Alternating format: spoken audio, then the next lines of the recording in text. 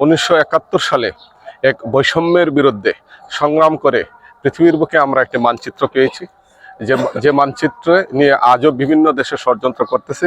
এই ব্যাপারে আমাদেরকে সজাগ থাকতে হবে।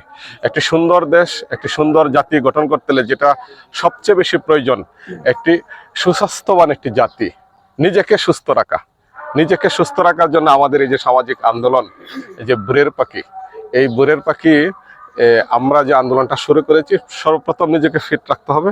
আর নিজেকে যদি আমরা ফিট রাখতে পারি, তাহলে আমরা দেশ এবং জাতিকে ফিট রাখতে পারবো।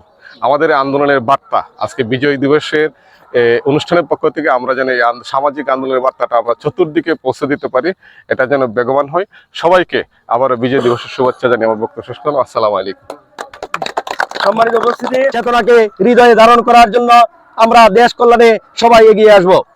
পাশাপাশি আমরা আমাদের এই বুড়ের পাখি একটি দেশকে উন্নত সুন্দর করতে হলে মন মানসিকতা ভালো থাকতে হবে এবং আমাদের প্রত্যেকেই সুস্থ থাকতে হবে। এই জন্য আমাদের এই সামাজিক আন্দোলন, আমাদের একটি স্লোগান, নিয়মিত হাঁটুন, স্বাস্থ্য সুস্থ থাকুন। সবাইকে ধন্যবাদ।